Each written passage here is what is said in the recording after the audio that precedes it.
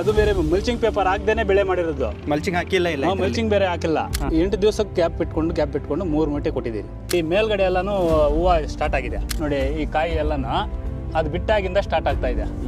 ಅದಕ್ಕೆ ಮೊದಲು ಗ್ರೋತಿಂಗು ಇಲ್ಲ, ಹಂಗೆ ಇದ್ದೋಗಿತ್ತು. ಸರ್ ನಮ್ಮ ಹೆಸರು ಸೋಮಶೇಖರ್ ಅಂತ ಹೇಳ್ಬಿಟ್ಟು, ಜಡೇರಿ ವಿಲೇಜು, ಕೋಲಾರ ತಾಲೂಕು, ಓಳೂರು ಹೋಬಳಿ. ನಾವು ಸುಮಾರು ಒಂದು 2 ವರ್ಷದಿಂದ ಚಿಲ್ಲಿ ಬೆಳೀತಾ ಇದ್ರಿ. ಆದರೆ ಹೋದ ವರ್ಷ ಕಂಪೇರ್ ಮಾಡಿದ್ರೆ ಈ ವರ್ಷ ಸ್ವಲ್ಪ ಗ್ರೋತಿಂಗ್ ಕಡಿಮೆ ಇತ್ತು. ಏನು ಗ್ರೋತಿಂಗ್ ಕಡಿಮೆ ಇದೆ ಅಂತ ಹೇಳ್ಬಿಟ್ಟು ಅಂಗಡಿಯವ್ರನ್ನ ಕೇಳಿದೆ. ಈ ಪವರ್ ಹಿಟ್ ಅಂತೇಳಿ ಬಂದಿದೆ, ಅದನ್ನ ಬಿಟ್ಕೊಳ್ಳಿ ಅಂತೇಳಿ ಹೇಳಿದ್ರು. ಸರಿ ಆಯಿತು ಅಂತೇಳ್ಬಿಟ್ಟು ತಗೊಂಬಂದು 1.5 ತಿಂಗಳಾದಮೇಲೆ ಸ್ಟಾರ್ಟ್ ಮಾಡಿದ್ರಿ ಏನೋ ಪವರ್ ಹಿಟ್ ಬಿಡೋದಕ್ಕೆ. ಆಗ 8 ದಿವಸಕ್ಕೆ ಗ್ಯಾಪ್ ಇಟ್ಕೊಂಡು 3 ಮೂಟೆ ಕೊಟ್ಟಿದ್ದೀನಿ. 3 ಮೂಟೆ ಕೊಡೋಷ್ಟರೊಳಗೆ ಬ್ರಾಂಚಸ್ಸು, ಗ್ರೋತಿಂಗು ಎಲ್ಲ ಚೆನ್ನಾಗಿ ಬಂತು. ಕ್ರಾಪು ಅಷ್ಟೇ.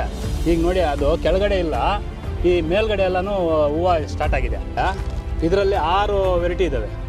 ಒಂದು ಬ್ಯಾಗು 200 ಲೀಟ್ರ್ ನೀರಿಗೆ ಮಿಕ್ಸ್ ಮಾಡಿಕೊಂಡು ಡ್ರಿಪ್ಪಲ್ಲೇ ಬಿಡ್ತಾ ಇದ್ದೀವಿ.